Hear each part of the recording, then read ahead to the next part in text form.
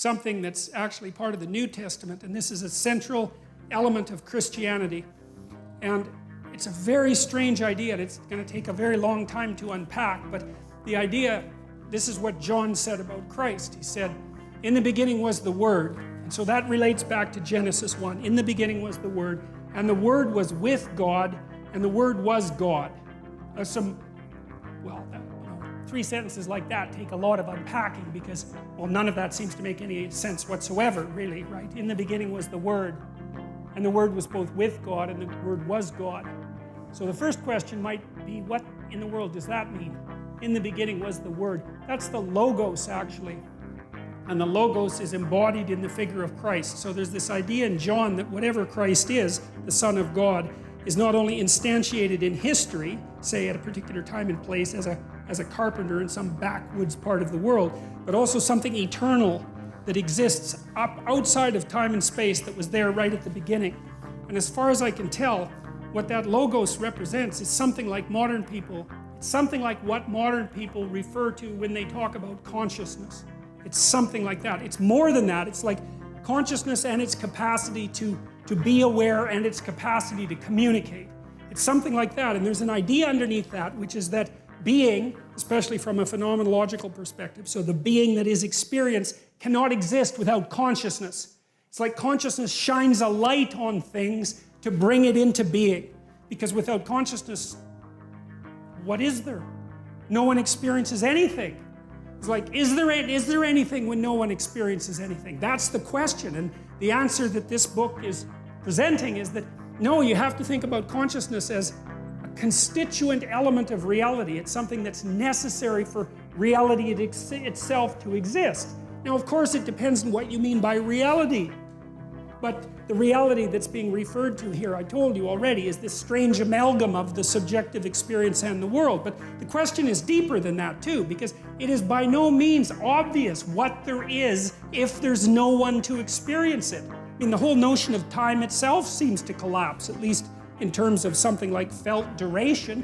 And the notion of size disappears essentially because there's nothing to scale it, and the causality seems to vanish. And so, and we don't understand consciousness, not in the least.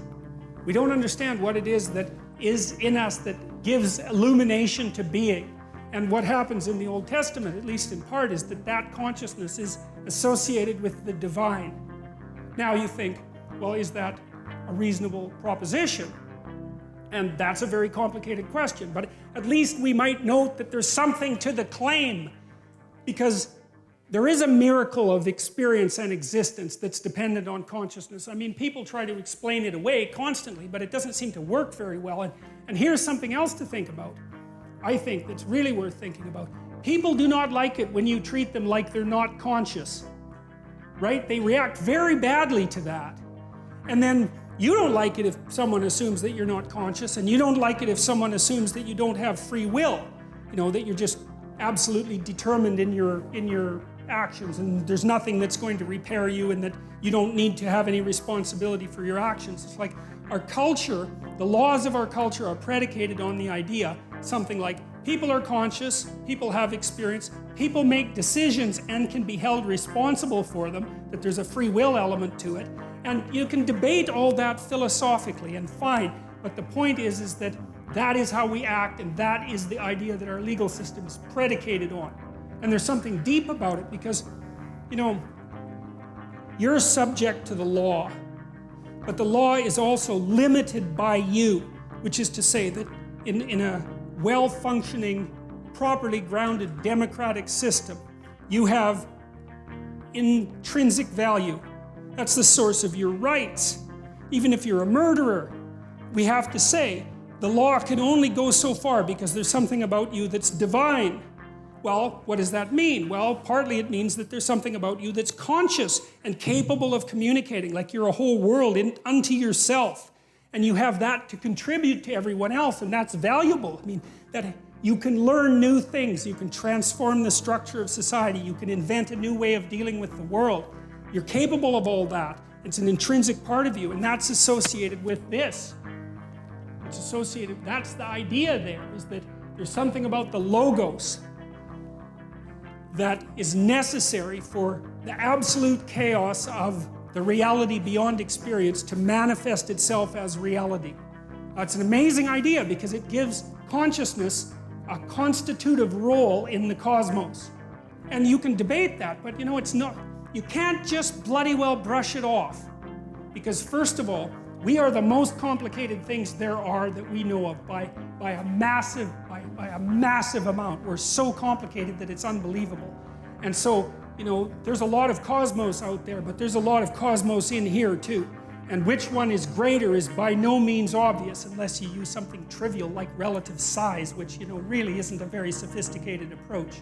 And whatever it is that is you has this capacity to experience reality and to transform it, which is a very strange thing. You can conceptualize a future in your imagination, and then you can work and make that manifest. You participate in the process of creation. That's one way of thinking about it. And so that's why I think in Genesis 1, it relates the idea that human beings are made in the image of the divine, men and women, which is interesting too, because the feminists are always criticizing Christianity, for example, as being inexorably patriarchal. Of course, they criticize everything like that, so it's hardly a stroke of bloody brilliance. But I think it's an absolute miracle that right at the beginning of the document it says straightforwardly, like with no hesitation whatsoever, that the divine spark, which we're associating with the word that brings forth being, is manifest in men and women equally. That's a very cool thing. And you got to think, well, like I said, you actually take that seriously. Well, what you got to ask is, what happens if you don't take it seriously? Right? That's read Dostoevsky's Crime and Punishment. That's the best investigation of that tactic that's ever been produced. Because what happens in Dostoevsky's Crime and Punishment is that the main character, whose name is Raskolnikov, decides that there's no intrinsic value to other people. And that as a consequence, he can do whatever he wants. It's only cowardice that stops him from acting, right? Because why would it be anything else if the value of other people is just an arbitrary superstition? Then why can't I do exactly what I want when I want? Which is the psychopath's viewpoint. Well, so Raskolnikov does. He kills someone who's a very horrible person, and he has very good reasons for killing her. And he's half-starved and a little bit insane and possessed by this ideology. It's brilliant, brilliant layout. And he finds out something after he kills her, which is that the post-killing Raskolnikov and the pre-killing Raskolnikov are not the same person even a little bit. Because he's broken a rule, like he's broken a serious rule, and there's no going back.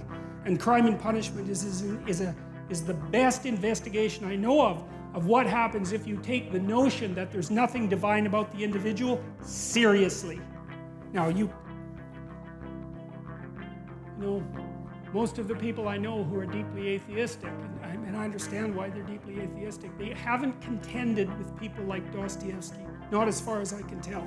Because I don't see logical flaws in Crime and Punishment. I think he got the psychology exactly right.